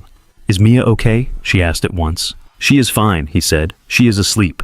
He took a breath. "We need to talk," he said. "We need to talk," he said. Riley's hand was still on the doorknob. For a second, she looked like she might close it again just to stop whatever was about to happen. Then she stepped back. "Okay," she said. "Come in." The studio was lit by a single floor lamp in the corner and a small candle on the table. The candle smelled faintly of vanilla and something floral. The boxes were gone. The bed was made. A mug sat on the table with a tea bag string hanging over the rim. Photos lined the windowsill, their faces familiar to Ethan now. Mark in his jacket, Elena in scrubs, Abby in a sweatshirt too big for her. Riley moved a hoodie off the second chair at the little table and gestured for him to sit. She stayed standing for a moment, then sat across from him, the table between them, like a low border. The crutch leaned against the wall near the bed. Her metal leg caught a glint of light each time she shifted. "You look freaked out," she said, trying for a joke that did not quite land. "I am," he said, "a little." She folded her arms across her chest. "Is this about Jenna?" she asked. "Is that why you are here?" "It is partly about Jenna," he said, "but mostly about you and Mia, and why you have been disappearing." A muscle jumped in her jaw. She looked down at the candle, watched the small flame bend with her breath. "I told you," she said. "It has been a strange week. I have been busy." "Busy does not sound like you," he said. "Busy sounds like an excuse you think will make me not ask questions." She flinched just a flicker. "Maybe I do not want you to ask," she said. He leaned forward, forearms on his knees. "Tough," he said quietly. "I am asking anyway." She let out a breath that ended in something like a laugh. "You are supposed to be the nice teacher," she said. "That is a rumor," he said. The corner of her mouth twitched, then settled. "You are pulling away because Jenna is moving back," he said, "because of what Mia said to you. Am I wrong?" Her eyes came up fast at that, then dropped again. Her fingers picked at a non-existent thread on the table. "You talked to Mia," she said. "She told me what she told you," he said, "about praying for us to fall back in love, about being a real family." The phrase tasted sour in his mouth now. Riley kept her gaze fixed on the candle. "She is 6, she said. "She wants what every kid in that situation wants. Both parents in one house, one table, no schedules, no flights. Who am I to argue with that?" "You are not the one who has to give her that," he said. "Except I am the one in the way," Riley said, and now the words came faster. "In her head, at least. She draws a picture, and there is Mom and Dad and Mia. That is the original lineup. I am the extra character they added in season 3. "That is not how this works," he said. "It is exactly how it looks," she said. "Your ex-wife moves back. Your kid starts praying for a reunion, and then there is me. The girl with the robot leg and the tragic backstory who wandered into the cafe and into your lives." Her voice shook on the last words. She swallowed hard. "I did not mean to stay this long," she said. "I did not mean to get so attached. To you, to her, to this neighborhood and this stupid cafe and that bench. But I did. And I watched a child look me in the eye and tell me her dream was for me to not be needed here." "That is not what she said," he began. "It is what she meant," Riley said. "She just did not have the words." He let the protest die. He could not argue with what it had felt like for her. "So you decided to leave before anyone asked you to," he said. "Something like that," she said. "You have already lost one family, Ethan. I am not going to be the reason your kid feels like she never got the chance to have hers back." Her eyes shone. She blinked fast, refusing to let the tears spill. "You know what it is like to lose family," she said. "Imagine being the person standing between a child and a version of that loss she thinks she can fix." He sat with that. The candle flame danced in the small draft from the window. "You are not standing between her and anything," he said. "You are standing with her in the life she actually has." Riley shook her head. "You do not know," she said. "You are being kind, but you do not know." "Then let me tell you something you do not know," he said. "Jenna mentioned trying again. She floated the idea on that call, and I have not seriously considered it for even a second." Riley looked up at that. "She did," Riley said. "Mia made it sound like a plan." "It was a thought," he said.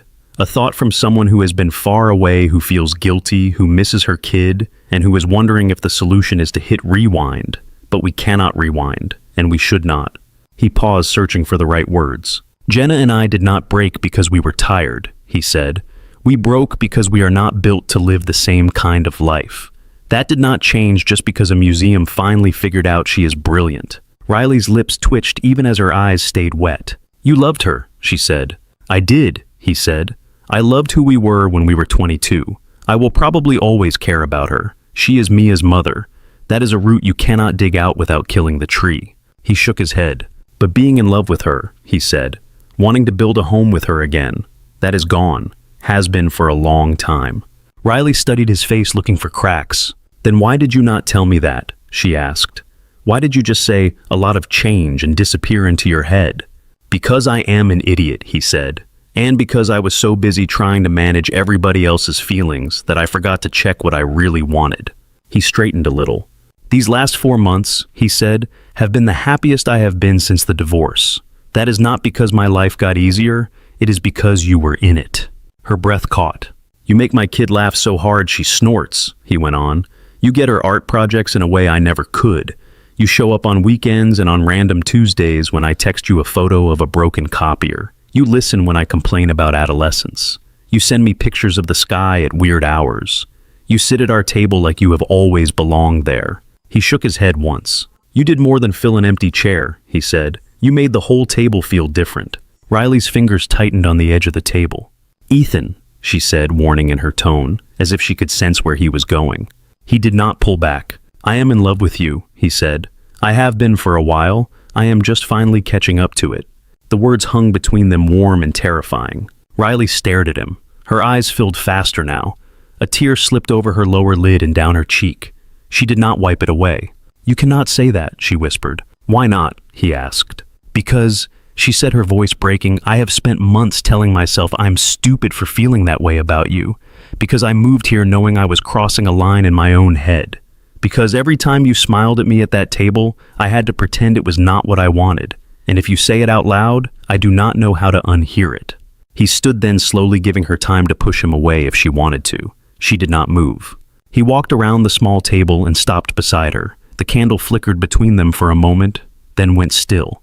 "Riley," he said softly, "look at me." She did. "I love you," he said again, quieter now. "Not because you survived something awful and I feel sorry for you. Not because it would be convenient to have another adult around. Because you are funny and sharp and stubborn. Because you see the world in a way that makes me see it differently. Because when you walked into that cafe, it felt like the part of my life I did not know was missing walked in with you." She let out a sound that was half laugh, half sob. "I love you too," she said. "I think I started the day you made your daughter sing to a stranger and buy her a cupcake." Her shoulders shook. "But I am so scared," she added, "of messing you up, of messing Mia up, of waking up one day and realizing I am not enough, that I am a stand-in until the original cast gets back together." "You are not a stand-in," he said. "You are the person I would choose even if everything else were simple." She bowed her head. A tear fell onto the back of his hand where it rested on the table. He reached for her slow enough that she could refuse. She did not. She stood. The chair scraped lightly. She took one step into him and pressed her forehead against his chest. He wrapped his arms around her. One hand slid up to the back of her head, fingers weaving into her hair. The other settled between her shoulder blades, feeling the shiver that ran through her. For a moment, she stayed stiff as if expecting to be pushed away. When that did not happen, she sagged into him, the weight of months dropping into the space between his arms.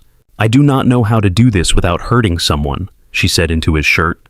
"We will hurt people less by being honest than by pretending," he said. "Mia can handle the truth. Jenna can handle the truth. What I cannot handle is losing you because you thought you were doing us a favor."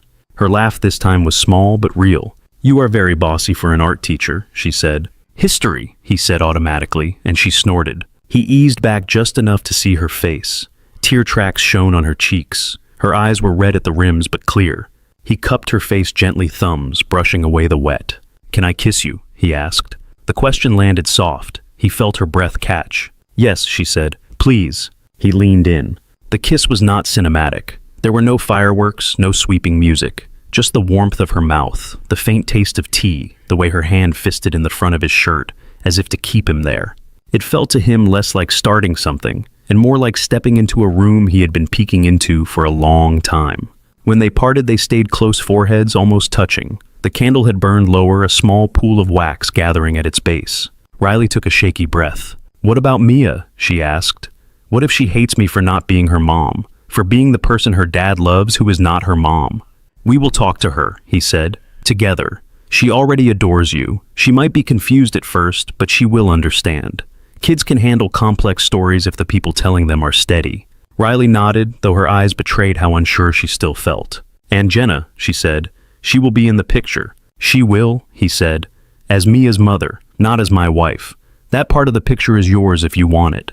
He watched the way she processed that, the way her shoulders moved through fear, hope, disbelief. "I want it," she said quietly. "I just did not think I was allowed to." "You are allowed," he said. Outside, a car passed headlights sliding briefly across the walls.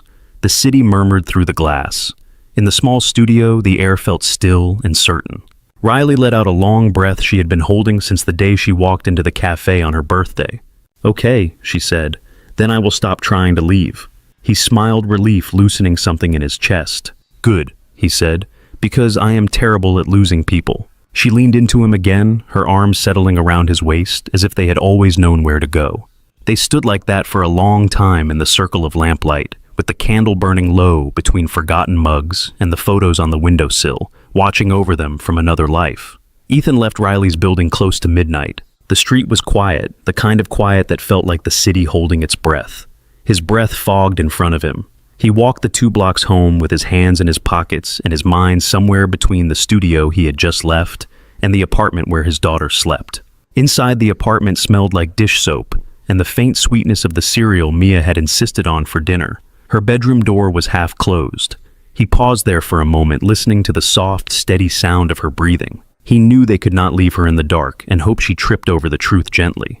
In the morning, the kitchen light was softer. Sun slipped in at an angle through the window, catching on crumbs and the rim of a forgotten cup on the counter. Mia sat at the table in her pajamas, hair sticking out on one side, scooping cereal out of a bowl. Milk dripped down her spoon and left little dots on the table. Ethan poured coffee and sat across from her. The chair beside him stayed empty. "We need to talk," he said. She paused mid-bite. "About homework?" she asked. "About Mom?" he said. "And Riley? And what is going to happen when Mom moves here?" She set the spoon down carefully. "Okay," she said, wary. He took a sip of coffee, more to buy himself a second than because he wanted it. "You know Mom got that job at the museum?" he said. Mia nodded. "In Boston?" she said. "You said she will live here again." "Yes," he said. "She will. That part is true, and it is good news. You will see her a lot more. There will be dinners and weekends and art shows I will pretend to understand." Mia's mouth twitched at that, but her eyes stayed serious. "You also said," he went on, "that you hoped Mom and I would fall back in love and live in one house. That we would be a real family again." "Yeah," she said. "I still think that is a good plan." He set his cup down. "It is not going to happen," he said gently. "Your mom and I are not getting back together." Her face closed down fast like a door slamming in a gust of wind. "You did not even try," she said. "We did try," he said. "We tried for years, before you were born and after. We tried in all the ways we knew how. Living together again would not make us into people we are not. It would just make 3 of us unhappy in the same house." Tears gathered in her eyes, glossing her lashes. "But if you both love me," she said, voice shaking, "and you are in the same place, why is that not enough?" "Because loving you is not the same as being in love with each other," he said. "We are very good at the first thing. We are not good at the second. We make each other smaller instead of bigger when we are married. That is not what I want you to think marriage looks like." She sniffed hard. "So, Mom was wrong when she said maybe you could try again," she said. "She was not wrong to wonder," he said. "People are allowed to wonder, but after wondering we have to be honest. I was not honest with you right away. That is on me." He watched her twist the corner of the napkin between her fingers. "Mia," he said, "I need you to hear this part clearly. Your family is not broken because your parents do not live in the same house. It is different from some of your friends' families, but it is not less." She frowned. "It feels less," she said, "like when we have 2 couches and 2 sets of rules and 2 beds. It feels like the puzzle never got put back together right." He let the image sit. "I know it feels that way sometimes," he said. "What I can promise you is that you have 2 parents who love you and are going to be in the same city working together. That is a kind of puzzle too."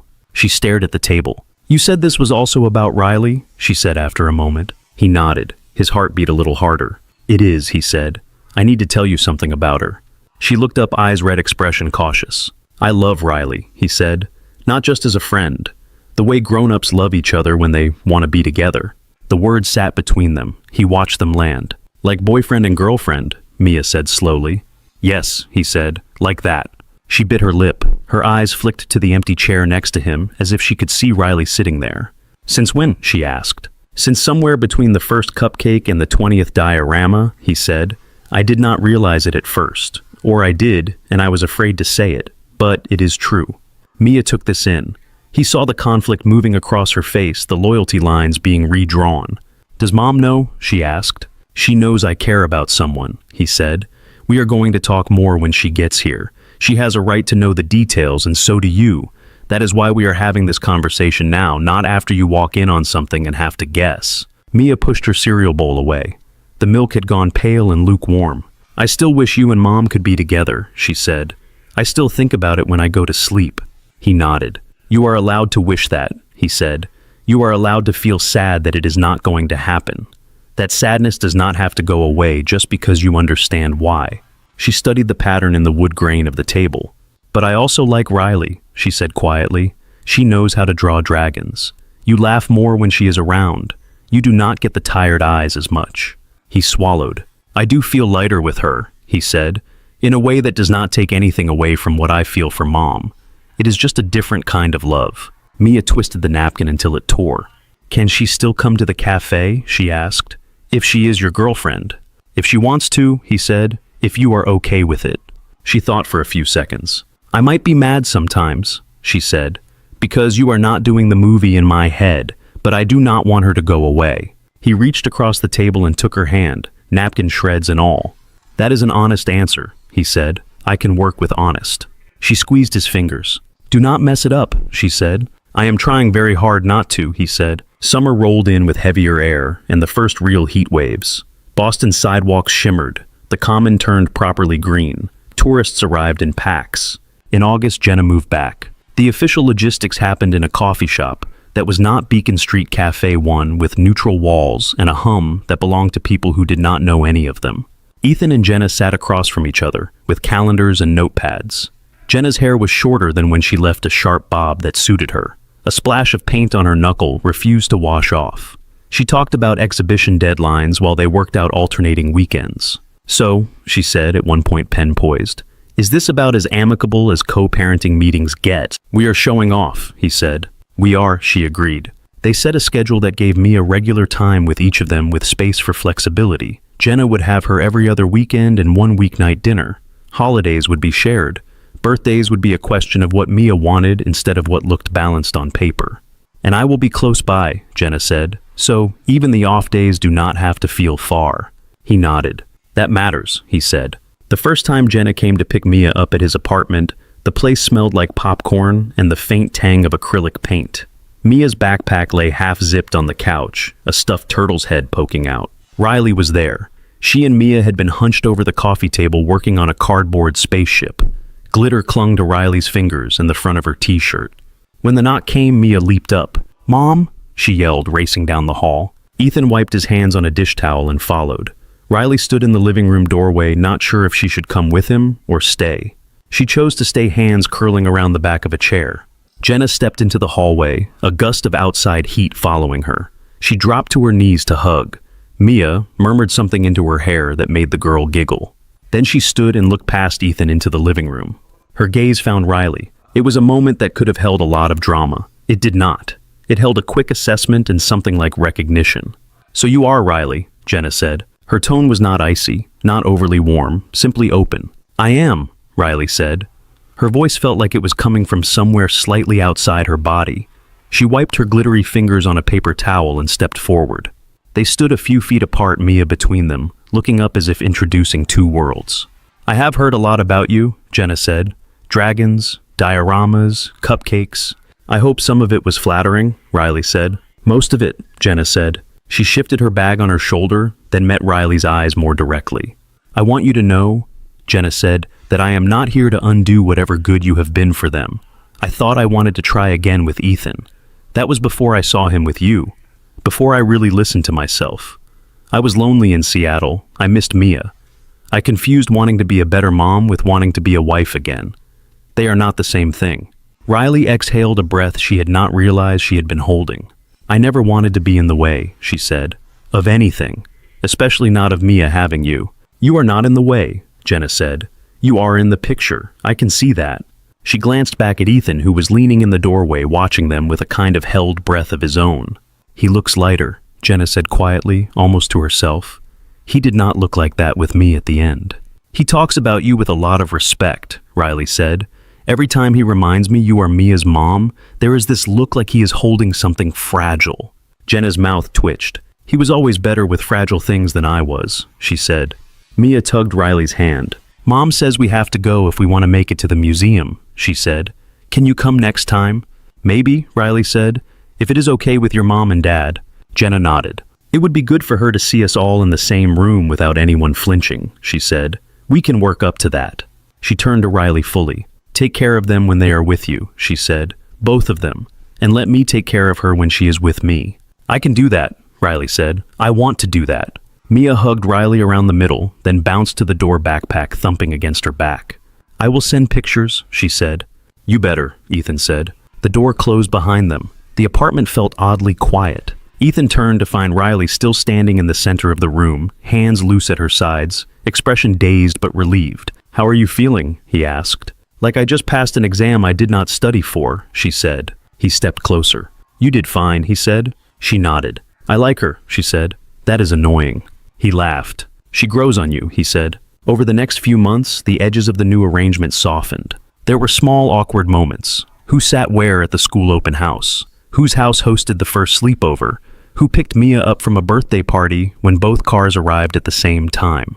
They worked through them with quiet conversations in parking lots and quick texts. Mia adjusted in kid time faster on some days, slower on others. She came home from Jenna's with stories about museum storage rooms and a new friend named Sophie who fixed old paintings for a living. She came back from Riley's with glitter in her hair and comics in her backpack. One evening in early fall, Ethan stood at the back of the school gym, watching Mia's first grade class perform a shaky version of a song about seasons. Riley stood on his right, leaning on her crutch. Jenna stood on his left, her camera up recording far too much footage. When Mia waved from the stage, she did not wave at one spot. She waved at the whole row. Ethan glanced to the side. Riley and Jenna both waved back, each in their own way. For the first time, he did not feel like he was balancing on a wire between past and present. He felt like he was standing on a platform that might actually hold. On a Saturday morning, almost a year after the first Cupcake, Beacon Street Cafe looked the same and not the same. The sun came in at a slightly different angle. The snow outside had not arrived yet, but the air held that crisp taste that meant it was on its way. Inside, steam from cups blurred the lower edge of the front window. Voices overlapped in easy layers. At the table by the glass, 3 chairs were pulled out and occupied. Mia sat with her back to the room, facing the counter so she could monitor the pastry case. Riley sat across from her, scarf unwound and looped over the back of her chair. Ethan was on Riley's left, nearer to the aisle, fingers wrapped around his coffee, like it was the only way to keep his hands busy. There was no empty chair tucked in at the edge of their table anymore. Mia jittered with a kind of contained excitement that did not match a regular Saturday. Her sneakers tapped, then stopped. Her fingers tapped, then stopped. She kept catching Ethan's eye and then pretending she had not. Are we getting the big cinnamon roll or the smaller, more reasonable cinnamon roll? She asked. The smaller one is not reasonable, Riley said. It is just smaller. Big one it is, Mia said. Ethan smiled, but his stomach felt like it was full of bees. In his pocket, the outline of a small velvet box pressed against his leg. Riley watched him over the top of her mug. You all right? She asked. You are chewing that coffee. Long week, he said. She did not look convinced. I saw your email about the glue gun incident, she said. I thought the eyebrows grew back. They did, he said. Mostly. The bell over the door chimed. Someone laughed near the counter. The barista in the red apron, who seemed to be there every weekend, was stacking plates. Mia cleared her throat theatrically. So, she said, trying and failing to sound casual, do you remember your birthday, Riley? Riley blinked. The one that started here, she said. Hard to forget. You did not tell us right away, Mia said. You were just going to sit here and drink boring coffee and be secretly sad. Riley shrugged. I was also planning to eat a pastry, she said. And then, Mia went on, ignoring the comment, we sang. And you cried. And Dad bought a cupcake with a candle that hurt his wallet. Ethan snorted. It was $3, he said. For a cupcake, Mia said, horrified, as if this were new information. Riley smiled, the memory warm in her eyes. It was a good cupcake, she said. Worth at least $2.50. Mia shot a quick look at Ethan, then leaned back in her chair. Okay, she said. I am going to go see if they have any lemon bars, even though I know they do because I checked when we came in.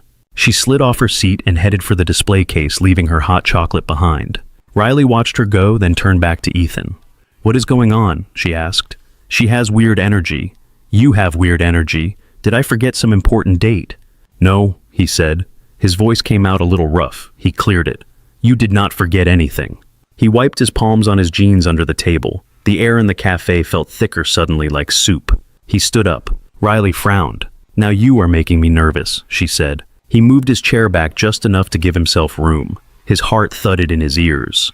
The noise in the cafe dipped in his perception as if someone had turned down the volume. He went down on one knee beside the table. The change in height made the world tilt.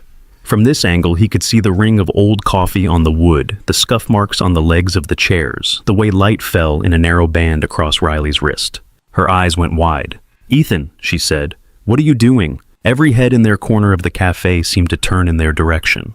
The barista stopped mid-wipe of the counter. A couple at the next table held very still. Ethan looked up at Riley. "Do you remember," he said, "the first time you asked if you could share our table?" Her face shifted. The confusion made room for something else. "You walked in here with that crutch and that backpack," he said. "You stood in the middle of this room, and I watched you get turned away twice. Then you came over to this table and asked a question that sounded small. It was not small." He glanced at the empty space in front of her, the spot where a cupcake had once sat. "You thought you were asking for a chair," he said. "You were asking if we had room in our lives, and we were too slow to understand how big that was." Riley's hands had flown to her mouth. Her eyes shone. The candle scent from the table in the corner drifted past them, vanilla and smoke. "In the months since," he said, "you have sat at every table that matters to me. This one, my kitchen table, that loner desk in the art room when you bring Mia's forgotten lunch. You have turned Saturdays into more than a tradition. You have turned them into a life." Mia appeared at his shoulder lemon bar in one hand, the small velvet box in the other. She was practically vibrating. "Can I give it to her now?" she whispered. "Not yet," he whispered back. He looked up at Riley again. "You filled a chair that had been empty for a long time," he said. "You made it impossible to picture this table without you. So," he nodded at Mia. "Now," he said. Mia thrust the box onto the table and flipped it open with a flourish that lacked any subtlety. Inside, a simple ring sat in black velvet, a small diamond catching the light from the window and scattering it in thin, bright lines. The cafe had gone very quiet. "Riley Hart," Ethan said, his throat tight, "will you marry us?" The word hung there, us. Riley's fingers trembled where they touched her lips. A tear slid over her knuckles. "Not just me," he said. "Us. Me and this girl who thinks glitter is a food group. We are a package deal. You know that. You have been loving us both for a while now. We would like to make it official." Mia leaned in. "Please say yes," she whispered, not quietly at all. "I already told my teacher." Riley let out a sound that was not quite a laugh and not quite a sob. She dropped her hands from her face. "Yes," she said. The word was thin at first, then steadier. "Yes, of course, yes." The cafe exhaled with her. Applause broke out at the tables around them. Someone at the back whistled. The barista clapped the dish towel against the counter, grinning. Ethan stood his knees, reminding him he was not 20. His hands shook a little as he took the ring from the box. "Give me your hand," he said. She did. Her fingers were cold and damp. He slid the ring onto her left hand. It fit like they had measured for it, even though he had guessed. Mia slammed her lemon bar onto the table and wrapped both arms around them in a hug that almost knocked them off balance. "We are getting married in a cafe," she said into Riley's sweater. "We are getting engaged in a cafe," Ethan said. "The married part will take slightly more paperwork." The barista in the red apron came over with a small plate. On it sat a cupcake, chocolate with vanilla frosting. A single candle burned in the center. "Seemed appropriate," she said. Mia did not need prompting. "Happy engagement to you," she started, and a few people joined in, stumbling over the words, turning the melody a little crooked. It did not matter. Riley closed her eyes, laughed into the song, and let Ethan's hand anchor her, while she made another wish she did not say out loud. 6 months later, the cafe doors stayed locked to the public on a bright Saturday morning. A handwritten sign in the window read, "Closed for a private event. See you this afternoon." Inside, white flowers sat in jars on the tables. Strings of small lights traced the tops of the windows and the beams on the ceiling. The smell of coffee mingled with something sweeter, chocolate and frosting. The sound system in the corner played quietly a playlist Mia had insisted on helping with. The table by the glass where it had all started held no cups this time. It held a short row of candles and a small arrangement of flowers. 2 chairs stood behind it. One was for Ethan, one for Riley. The owner of the cafe, a woman with laugh lines around her eyes and a habit of sliding extra cookies onto kids' plates, stood at the end of the aisle holding a small notebook. She had agreed to get ordained online when Mia asked her. Guests sat on chairs pulled from the rest of the space. Aunt Lila, in a dress that did not quite fit right, dabbing her eyes already. Ethan's sister, with her husband, and their toddler who clutched a stuffed turtle and regarded everyone suspiciously. A couple of Ethan's colleagues. The barista in her usual red apron off duty, but unwilling to miss it. Jenna sat in the front row with Sophie, their shoulders touching. Mia bounced between them in a pale green dress clutching a basket of flower petals. When the music shifted, everyone turned. Riley came down the narrow aisle on Aunt Lila's arm. Her dress was simple knee-length white, with a hint of lace at the hem. Her metal leg showed bare and unhidden. She had insisted on that. Her eyes found Ethan's and stayed there. The nervousness in his spine eased. They stood in front of the table, hands almost touching. The cafe owner smiled. "We are here," she said, "in a place that already knows this family very well." There were a few laughs at that. Ethan took his vows from the notebook, but most of them he did not need to read. "Riley," he said, "you walked into this cafe looking for a seat and found us. You turned my Saturday ritual into something that feels like a home. You showed me that family can start on an ordinary morning with black coffee and too much whipped cream." He swallowed. "I promise to keep this table open for you," he said, "to make space for your grief when it shows up uninvited, to laugh with you when Mia glues googly eyes on everything we own, to remember that we got here because you were brave enough to ask for a chair." Riley's voice shook at first when it was her turn. "Ethan," she said, "I came here on the worst birthday I had ever had, hoping to feel close to people who were gone. Instead, you and Mia made me feel like I was not gone too." She looked at Mia, who grinned at her through a veil of petals. "You have both let me sit with you," she said. "At this table, at your kitchen table, on that bench by the swings. You have made room for my ghosts and my jokes and my lists. I promise to keep choosing this table, to keep showing up on Saturdays, to love both of you in all the ordinary and strange ways that come with being a family." They exchanged rings while the morning light slid across the floor and climbed up their shoes. "By the power vested in me by the internet and this being my cafe," the owner said, "I now pronounce you married." Mia whooped before anyone else could clap. "You can kiss now," she informed them. They did.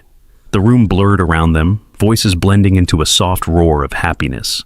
The window reflected it all, back a hazy double image of people standing and clapping. Later, they cut a small cake on the same spot where the first cupcake had sat, chocolate with vanilla frosting. Mia insisted on putting a single candle on top. "You have to make a wish," she said. "It is a rule."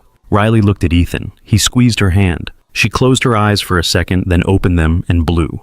Wax pooled at the base of the wick. Smoke curled up thin and gray, joining the steam from the coffee cups arranged around the table.